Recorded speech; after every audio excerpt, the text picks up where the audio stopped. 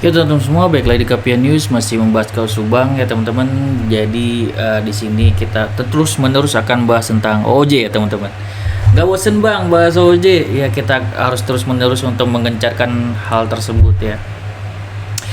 Seperti teman-teman ketahui, untuk Bapak Purnawirawan tersebut menyatakan bahwasanya ada keterlibatan dari 4 orang OJ dari Polsek ya, Polsek Jalan Cagak, dan juga ada 5 orang OOJ dari Polres Subang gitu kan ya.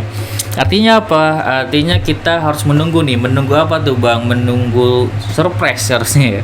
Surprise apa tuh bang? Harus kita tunggu surprise-nya mengenai pemanggilan nih. Pemanggilan siapa bang? Apakah OOJ-nya?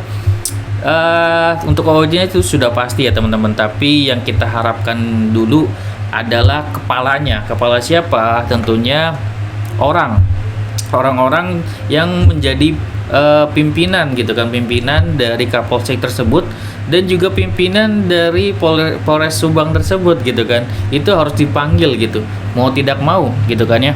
Apapun kesalahan dari anak buah gitu kan, tentunya yang akan disalahkan siapa? Yang dia akan salahkan tentunya adalah kepalanya gitu kan. Jadi otomatis gitu kan, kita untuk kepalanya akan dipanggil gitu kan, dan harusnya sih ya tentunya akan dimintai pertanggungjawabannya. Tentunya di situ adalah memang tanggung jawab dari setiap kepala, maupun dari Polsek maupun dari Polres gitu kan ya, akan kasus ini gitu kan, mengenai OJ ini gitu. Harus benar-benar dari Polda Jabar tuh ambil kepalanya gitu kan, satu-satu nih. Polsek satu nih satu gitu kan.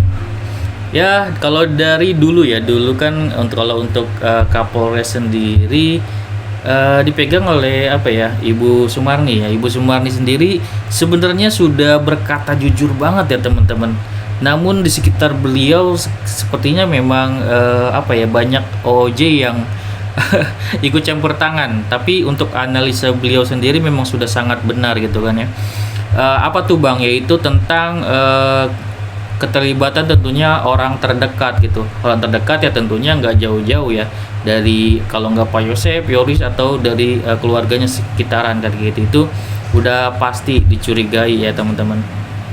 Kemudian apalagi yang dicurigai oleh Kapolres Ibu Sumarni di situ sudah jelas ya, menyangkut ke yayasan. Namun siapa yang paling tidak suka disebut-sebut yayasan, yaitu adalah Pak Yosep ya teman-teman. Pak Yosep sangat tidak suka dengan Ibu Sumarni jika mengaitkan kaos ini dengan yayasan, dan terbukti kaos ini sampai benar-benar tahapnya sudah benar-benar akhir ya. Akhir apa tuh bang? Akhir dimana OOJ ini sudah terbuka dan yayasan ini akan terungkap gitu. Ujung-ujungnya benar apa kata Ibu Sumarni gitu kan, mantan Kapolres dulu ya. Jadi ya beliau sudah sejujurnya, namun sepertinya dikelilingi oleh orang-orang yang tidak bertanggung jawab, yang benar-benar menutupi kasus ini kayak gitu ya. Jadi memang harus dihukum tuh untuk anak-anak buah tuh pada tuh dari Polsek gitu kan ya, dari Polres, semuanya tuh pada yang terlibat gitu kan ya mengenai OOJ ini ya, dipanggil semuanya. Dan ya mau nggak mau ya kepalanya juga ya harus dipanggil. Kenapa? Karena itu kan bagian dari tanggung jawab, mau tidak mau. Kesalahan dari bawahan ya tetap aja menjadi kesalahan dari atasan kan gitu, harus bertanggung jawab untuk hal tersebut gitu kan, harus dipanggil. Nah itulah ya memang kejutannya yang harus kita tunggu gitu kan ya. Kapan nih Polda Jabar, apakah besok, apakah lusa gitu kan, akan memanggil dari pemimpin dari Polsek, pemimpin dari Polres Subang gitu. Jadi itu sebenarnya yang kita tunggu banget ya. Dan dengan begitu semakin jelas gitu teman-teman, orang-orangnya siapa, jadi semakin mudah untuk ditindak tegas gitu kan, kayak gitu. Karena di sini memang kesaksiannya ini bukan orang sembarangan, kesaksian dari mantan purnawirawan nih teman-teman. Jadi dari anggota kepolisian itu sendiri. Jadi ya sesuai apa yang gue bilang, kalau misalkan mau mengungkap kasus ini, dari pelakunya harus memang ada yang mengaku. Jadi nanti adain namanya alat bukti ya, yaitu ya ada saksi kunci, saksi ahli, ya saksi dari terdakwa, surat dan juga petunjuk. Dan di sini Danu ini akan menjadi juga namanya saksi ya terdakwa gitu kan ya, kesaksian terdakwa. Dan juga ada saksi kuncinya juga dari Bapak Purnawirawan, di mana memang seperti gue bilang, untuk mengungkap OOJ ini adalah anggota kepolisian, maka anggota kepolisian itu sendiri yang harus mengungkap gitu. Kebetulan Pak Purnawirawan ini adalah orang yang menangani juga kasus Subang ini, dan ada kejanggalan berbagai macam, sabotase dan segala macam itu beliau sudah rasakan ya teman-teman. Kenapa beliau tidak bisa mengungkap ya, karena ada sabotase dari oknum-oknum ini gitu kan. Dia ibarat kata sendiri tapi dirame-ramein, ibarat kata kayak gitu. Dia tidak berdaya jadinya kan kayak gitu. Seperti itu posisinya. Kalau misalkan teman-teman bisa bayangin posisi beliau seperti apa 2 tahun ini atau sebelumnya gitu kan, yang beliau rasain ya itu terhimpit ibarat kata gitu. Makanya beliau sampai-sampai melapor gitu ya ke Mabes Polri gitu kayak gitu. Seperti itu kondisinya, dan semoga ya teman-teman ini untuk OOJ tersebut ke-9 orang ini yang disebutkan oleh Pak Purnawirawan benar-benar disikat habis gitu kan. Dan juga dari pemimpin-pemimpinnya ya teman-teman, dari Polsek Jalan Cagak dan juga dari Polres Subang itu bisa dimintai pertanggungjawabannya juga gitu ya, karena bagaimanapun juga mereka punya salah, tentunya pemimpinnya yang harus dipanggil kan kayak gitu.